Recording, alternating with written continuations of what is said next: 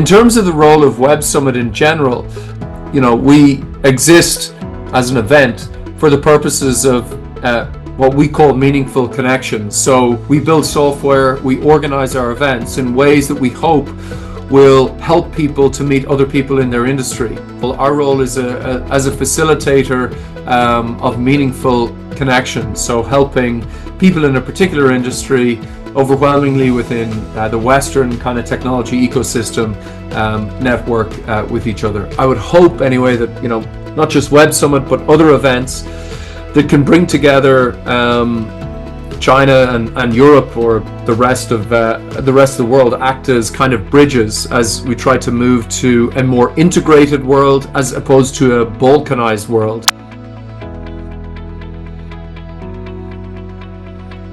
Seven years ago, I did an interview on Bloomberg Radio from Hong Kong, and I said that China would dominate AI in the future.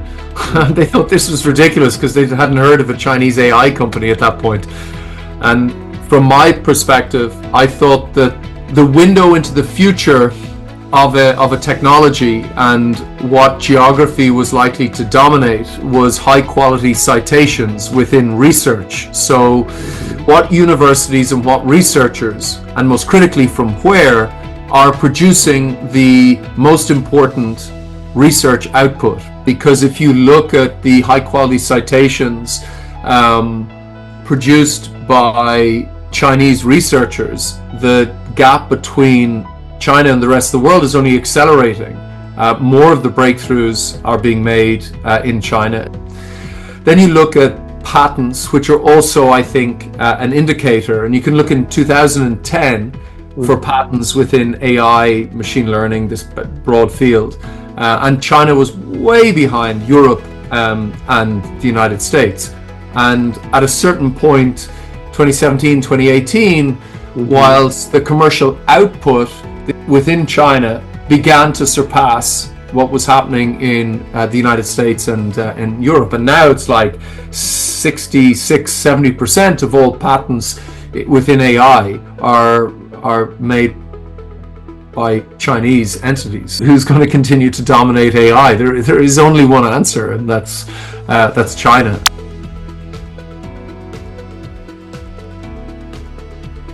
I think it's always useful to use the example of Japan.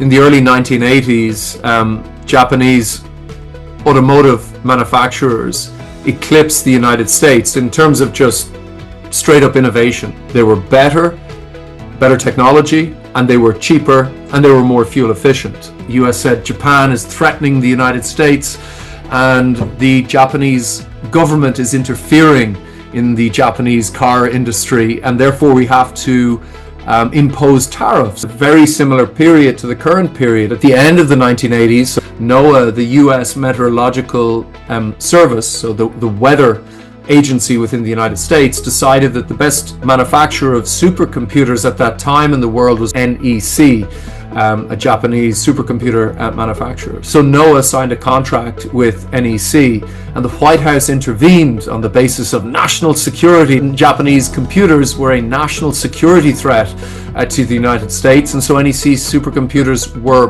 banned.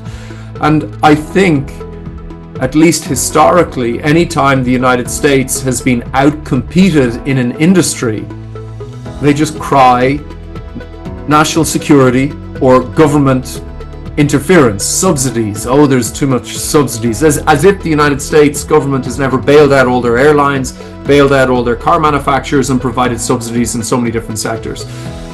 So here we are in 2025, and the storyline to me seems very similar. The rhetoric is very similar. They use language that conceals the reality, which is simply that Chinese companies have outcompeted.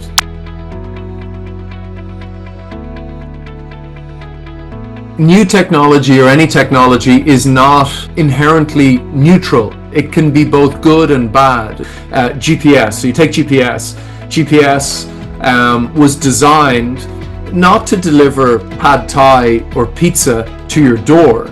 It was designed to deliver an intercontinental ballistic missile to your city and a particular area of your city. When you look at cars today, there are so many rules around this technology. It was a transformative technology 100 years ago, and all along the way we introduced rules and regulations to try and live with this incredible technology that still kills lots of people around the world, but we try and moderate the negative consequences of it with seatbelts or airbags or special brake systems, warning systems, overtaking rules. And when it comes to AI, of course, I'm sure though as a species we can do our best to kind of regulate and modify this kind of latest technology.